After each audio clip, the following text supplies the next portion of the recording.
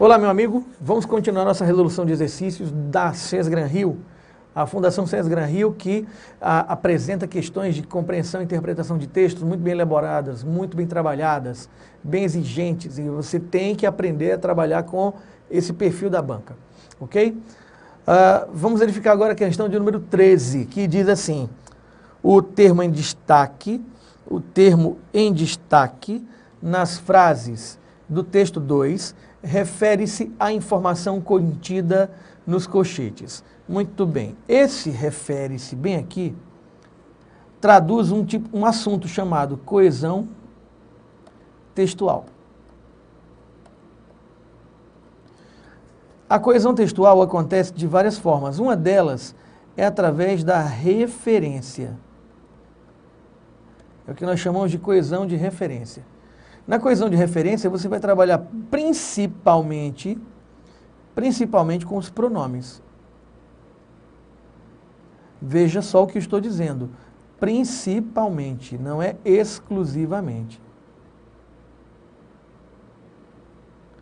Pronomes são capazes de retomar ideias, de antecipar ideias, de fazer referências, portanto, dentro do texto o tempo todo. Beleza? Aí o que você tem aí? Na letra A. As pessoas tendem a aceitar algumas afirmações como verdades indiscutíveis e até mesmo a irritar-se quando alguém insiste em discuti-las. Aí a referência sugerida é pessoas. Não, ninguém está discutindo as pessoas. Está discutindo as afirmações. A referência é afirmações. Então a letra A está dispensada. Ok? Letra B. Questioná-los, reavaliá-los, negá-los, propor mudanças às vezes radicais, tornou-se frequente e inevitável. Aí está afirmando que esses pronomes se referem ao pensamento objetivo e à ciência. O pensamento objetivo e a ciência. Bem, nesse momento a gente tem que fazer uma volta ao texto, não é? Vamos voltar ao texto. Pegue aí o seu material de leitura. Volte ao texto, especificamente para as linhas 21 a 23, a gente vai ter que ler um pouquinho antes, certo? Veja só. Lê a partir da linha 18. Então, com o desenvolvimento do pensamento objetivo e da ciência, aquelas certezas inquestionáveis passaram a segundo plano, dando lugar a um novo modo de lidar com as certezas e os valores. Questioná-los, reavaliá-los, negá-los, propor mudanças às vezes radicais, tornou-se muito bem. Todos eles se referem a valores. Todos os los aqui apresentados se referem a valores e não ao pensamento e à ciência. Beleza? Letra B, eliminada. Letra C, a visão inovadora veio ganhando terreno e, mais que isso, conquistando posições estratégicas. Então, aqui eu tenho o pronome isso. A referência, processo de fortalecimento da visão inovadora. Marque aí a letra C. Essa é a resposta. Veja, a visão inovadora veio ganhando terreno.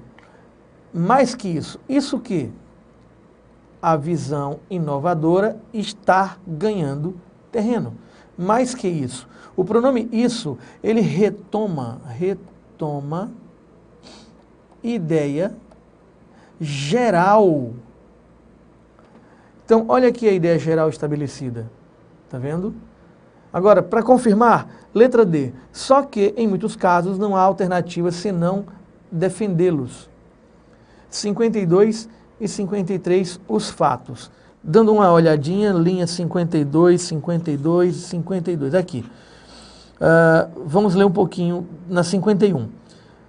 Mas também pode estar errado quem defende os valores consagrados e aceitos. Só que, em muitos casos, não há alternativa senão defendê-los. Defender os valores, meu amigo. Esse los se refere ao termo anterior, valores, e não a fatos. E letra E, mas apenas aquelas mas apenas aquelas que, de algum modo, atendem às suas necessidades e a fazem avançar. Mudanças inerentes à existência, linha 63 e 64. Vamos ler a partir da linha 60. Por outro lado, como a vida muda e a mudança é inerente à existência, impedir a mudança é impossível. Daí resulta que a sociedade termina por aceitar as mudanças, mas apenas aquelas que, de algum modo, atendem às suas necessidades. De quem são as necessidades? As necessidades são da sociedade. Da sociedade. Essa é a referência de posse desse pronome. Então, eliminada a letra D e eliminada a letra E. Confirmadíssima a resposta na letra C. 13ª questão, muito bem elaborada. 14ª. Na 14ª questão, você tem aí o seguinte, vamos acompanhar a leitura. A expressão, por outro lado, linha 60, no início do último parágrafo do texto 2, estabelece uma relação de contraste entre as seguintes ideias. Muito bem, preste atenção. Por outro lado, é um operador discursivo. Operador discursivo, também chamado de operador argumentativo. Para que serve?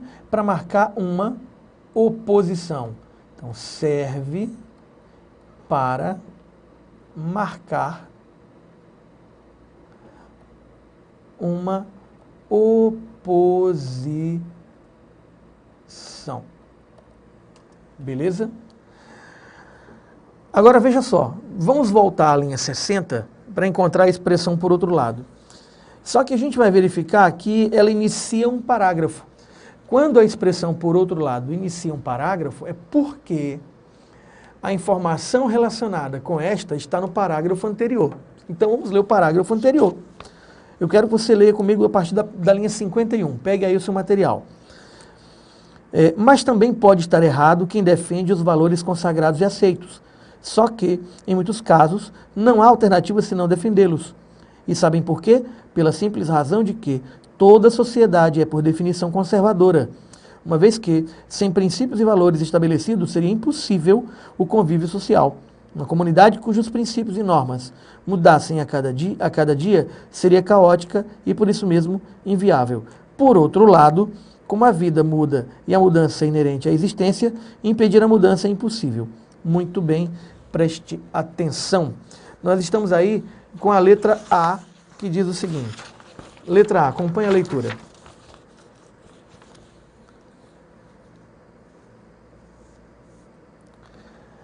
A vida muda permanentemente, apesar das forças conservadoras. A mudança é inerente à existência humana que deve aceitá-la sem contestação. Deve aceitá-la sem contestação? Não. A gente viu que há quem conteste. A gente viu que há inclusive, segmentos sociais que se prevalecem ou se beneficiam da manutenção de sua colocação na estrutura social pela consolidação desses valores, pela imutabilidade desses valores, não é? Então, a letra A não traduz o que o texto traduziu com a marcação do operador argumentativo por outro lado. Letra B. A sociedade é, por definição, conservadora para manter o convívio social. Isso foi dito. A sociedade acaba por aceitar as mudanças que atendem às suas necessidades. Opa, meu amigo, é para marcar o quê? As duas ideias que estão em contrastes marcadas pela expressão por outro lado. Muito bem, marque aí a letra B. No parágrafo anterior foi dito que a sociedade, por definição, é conservadora para manter o convívio social. E no parágrafo posterior, iniciado pela expressão por outro lado, é dito que a sociedade acaba por aceitar mudanças que atendam às suas necessidades. Então, aí estão as duas informações que estão colocadas em contraste. Essa questão é de interpretação, Adeildo? Não, não. Essa questão é para reconhecer o que foi dito no texto. Então, é uma questão de compreensão. Beleza? Uma questão de compreensão. Muito bem. Adeildo, e as outras opções? Vamos analisar, por exemplo, a letra C. Quem defende valores consagrados e aceitos pode estar errado. O conceito de mutabilidade é destituído de fundamento. Nenhuma informação nem outra procedem e muito menos estão colocadas em contraste. Então, o que eu tenho na letra C constitui uma incoerência em relação ao texto. Não tem sentido. Letra D, então eliminada. Letra D, uma comunidade deve mudar a cada dia seus princípios e normas. Isso já é motivo para eliminar essa opção. Isso constitui uma contradição. Ok? Deve mudar a cada dia, o texto não disse isso. Contradição. Disse o contrário disso. No seguinte aspecto, uma sociedade que mudasse a toda hora seria caótica. Não teria como haver a manutenção da ordem social. E letra E, uma comunidade que muda a cada dia seria caótica e inevitável, certo? O texto disse, a sociedade deve impedir as mudanças desnecessárias à sua sobrevivência? Não. Nesse momento eu não teria a ideia da aceitação da mudança como uma forma de reorganização, de reestruturação social. Então, letra E, pela segunda frase, é uma contradição. Beleza? Está aí resolvida a questão de número 14. Questão agora de número 15. Questão de número 15.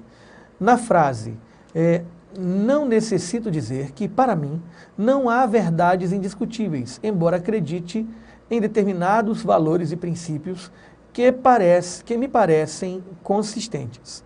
Muito bem. Na frase, a frase em questão, podem ser identificados diferentes tipos de orações subordinadas, substantivas, adjetivas e adverbiais, que nela exercem distintas funções. Uma oração com função de expressar uma noção adjetiva é também encontrada em, preste atenção, isso aqui dá pano para muita manga, meu amigo. Primeira coisa que você tem que entender é o que é, de fato, subordinação. Olha, daria para escrever aqui uma tese sobre subordinação. Mas eu quero que você entenda uma coisa. Subordinação é uma espécie de relação. Uma relação universal até. Que é aplicável a vários contextos diferentes. Inclusive ao contexto da língua portuguesa. Convém lembrar que na relação de subordinação você tem que ter pelo menos dois elementos. Há pelo menos dois elementos envolvidos. Por quê? Porque um desses elementos será o elemento subordinante. E o outro elemento será o elemento subordinado. O elemento subordinante, ele manda, o elemento subordinado é mandado. O elemento subordinante rege, o elemento subordinado é regido. E esse conceito de subordinação, ele se aplica, inclusive, no próprio período simples. Como assim no período simples? Ora, veja, existe predicado sem sujeito. Não é verdade? Basta você entender, por exemplo, a oração amanheceu. Ponto final. O que é isso? É um predicado? É um predicado. Tem verbo na estruturação do termo. E é uma oração. Que tipo de oração? Oração sem sujeito. Agora, será que pode existir sujeito sem predicado? Não. Nesse momento, pense comigo, a existência do sujeito depende da existência do predicado. Aí eu pergunto, eu tenho dois termos, sujeito e predicado. Se a existência de um depende da existência de outro, então este elemento está subordinado a este elemento. Isso não é subordinação? É? Claro que é subordinação. Então, dessa forma, eu posso fazer uma outra demonstração.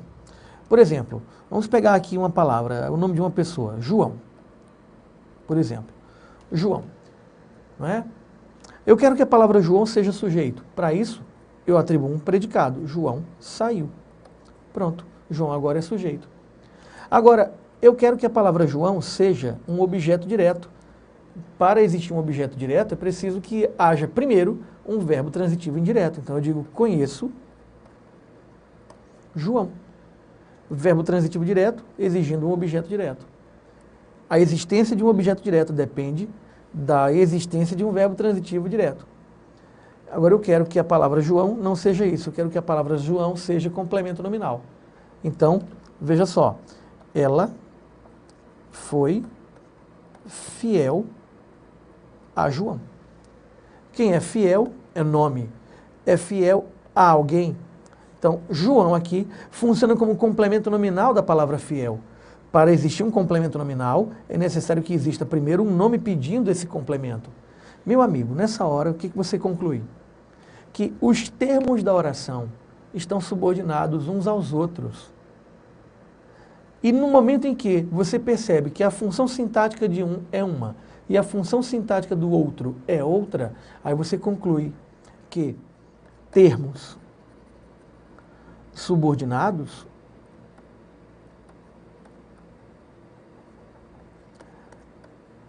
têm funções sintáticas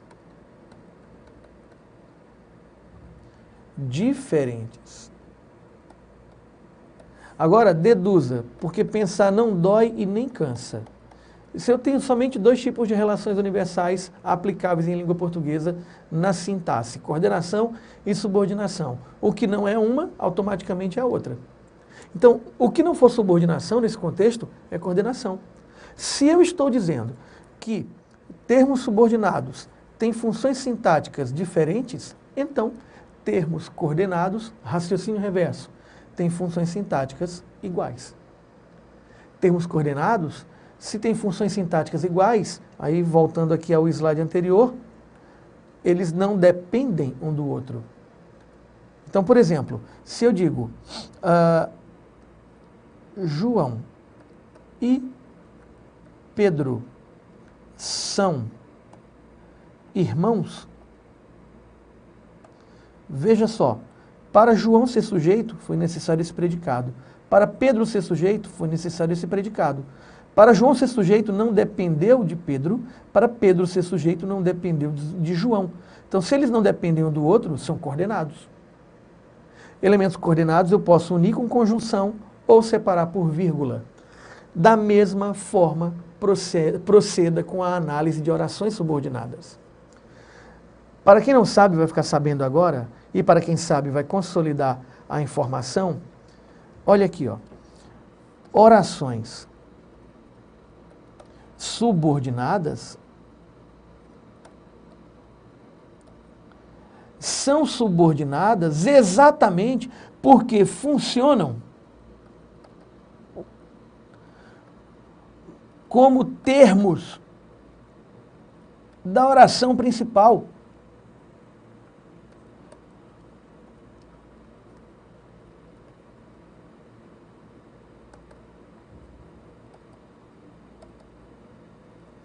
Termos da oração principal. Então, por exemplo, vamos pensar, eu tenho aqui um sujeito mais um verbo transitivo direto. Esse elemento dá condição para que exista o objeto direto. Não vai existir objeto direto sem o verbo transitivo direto.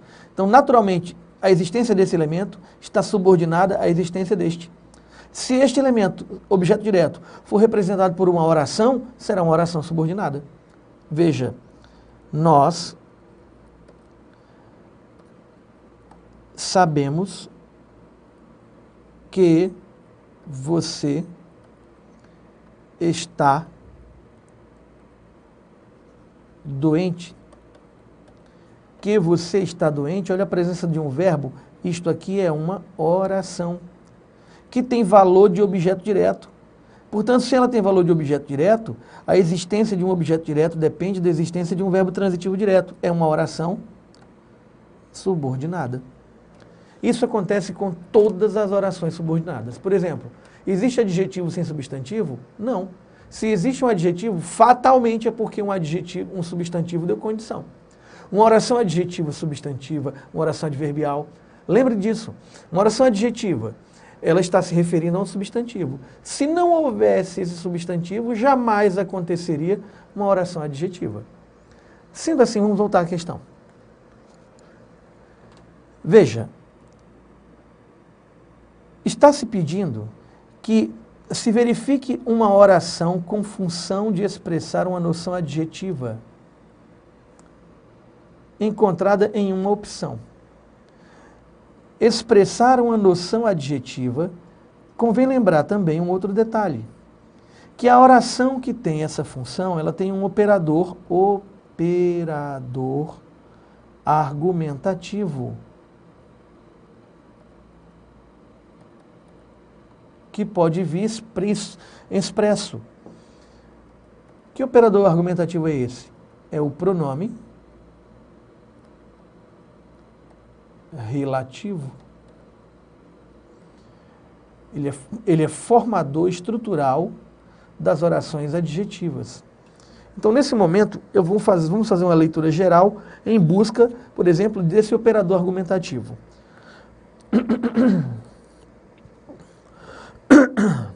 Tomar aqui um gole d'água.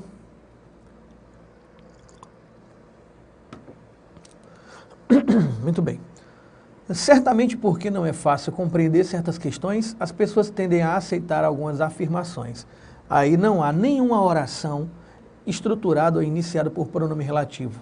Na letra B, é natural que, veja, a palavra aqui apareceu. Será que é um pronome relativo? Tente trocar por o qual, a qual e veja se tem sentido. É natural o qual isso aconteça? Não tem sentido. Então não é um pronome relativo. Quando mais não seja porque as certezas nos dão segurança e tranquilidade. Não há pronomes relativos. Na letra C, no passado distante, quando os valores religiosos se impunham a quase toda totalidade das pessoas, também não há pronome relativo. Na letra D, os fatos demonstram que, será que esse aqui é pronome relativo? Troque por o qual ou a qual. Os fatos demonstram o qual tanto não dá, não cabe, então não é pronome relativo. Na letra E, uma comunidade cujos, marque a letra E. A palavra cujos é exclusivamente pronome relativo. E o pronome relativo inicia orações adjetivas. Beleza? Marque aí a letra E como nossa resposta. Uma excelente questão. Vamos agora à 16ª questão. 16ª questão que diz: no texto 2, o verbo atender exige a presença de uma preposição para introduzir o termo regido. Não é? Linha 64. Vamos ler o emprego desse verbo lá na linha 64. Dê uma olhadinha aí no seu material de leitura. Linha 64.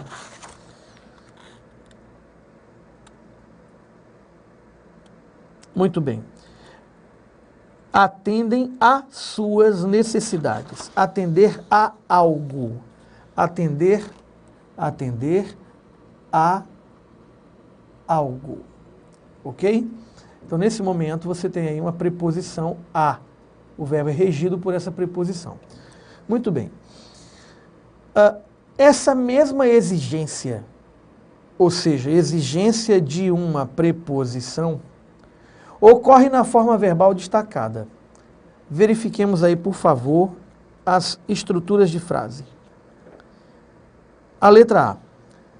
Certamente, porque não é fácil compreender certas questões, As pessoas tendem a aceitar, está bem aqui, ó. Quem tende a alguma coisa. É um verbo que pede complemento auxiliado de preposição. Agora vamos confirmar? Introduziram-se as ideias. Introduziram, verbo transitivo direto ligado à partícula se, que é uma partícula apassivadora. Aí nesse momento, o que era objeto direto, as ideias, era objeto direto, passa a ser sujeito na formação da voz passiva. Então está dispensado, não tem preposição. Na letra C, inúmeras descobertas reafirmam. Muito bem. Quem reafirma, reafirma alguma coisa. É um verbo transitivo direto. Reafirmam o quê? É a pergunta feita. Resposta, a indiscutível tese. Objeto direto, não tem preposição. Letra D. Por outro lado, como a vida muda e a mudança é inerente à existência, impedir a mudança, impedir, verbo transitivo direto. Quem impede, impede alguma coisa. Impedir o quê? Resposta, a mudança. Objeto direto, não tem preposição. Letra E. Daí resulta que a sociedade termina por aceitar as mudanças. Aceitar é verbo transitivo direto. Quem aceita, aceita alguma coisa. Então, as mudanças, objeto direto, não tem preposição. Confirmada a resposta na letra A. Não é? Exige essa mesma exigência de uma preposição, ocorre na forma verbal destacada em letra A. Tender. Verbo transitivo indireto, regido pela preposição a. Beleza? Uma excelente questão. Temos agora a questão de número 17, que diz o seguinte: a relação lógica estabelecida entre as ideias do período composto por meio do termo destacado está explicitada adequadamente em, de novo, relação lógica e o termo destacado. Estabelecida entre ideias do período, esse termo destacado pertence à categoria dos operadores argumentativos.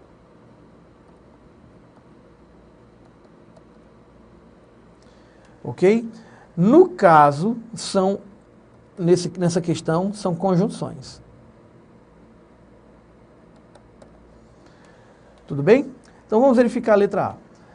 Não necessito dizer que, para mim, não há verdades indiscutíveis, embora acredite em determinados valores e princípios. Relação de condição, não. A palavra embora marca uma relação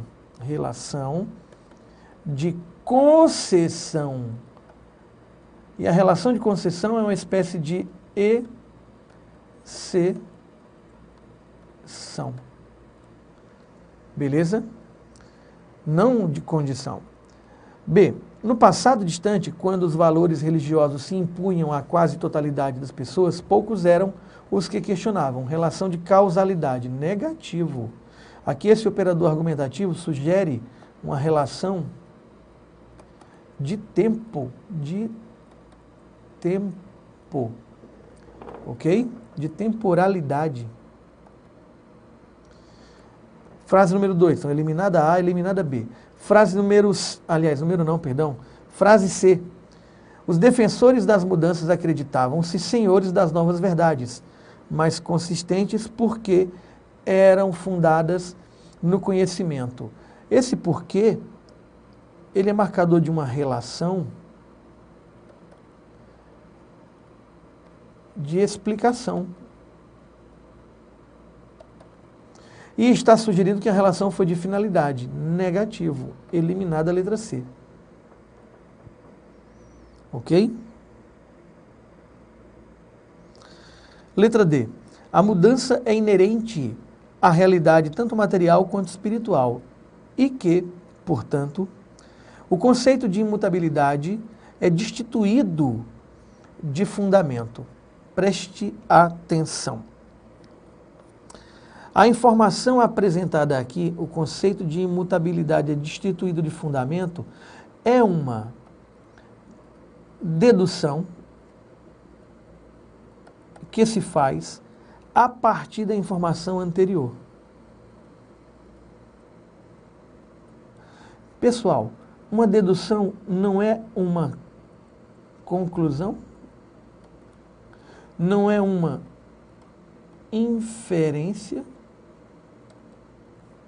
Então, correta a letra D de dado. Portanto, é um operador discursivo que serve para marcar esse tipo de relação de sentido. Por último, ocorre porém, marca uma relação de oposição, especificamente de oposição adversativa. E aqui foi dito que marca uma relação de temporalidade. Ó, eliminada a letra E. Então, temos aí uma questão muito boa. Sugiro, você está vendo, que operadores discursivos, operadores argumentativos, é um assunto muito cobrado na prova da Sesgran-Rio. Sugiro que você faça um estudo mais detalhado, mais aprofundado sobre esse assunto. Aí eu vou dar uma dica.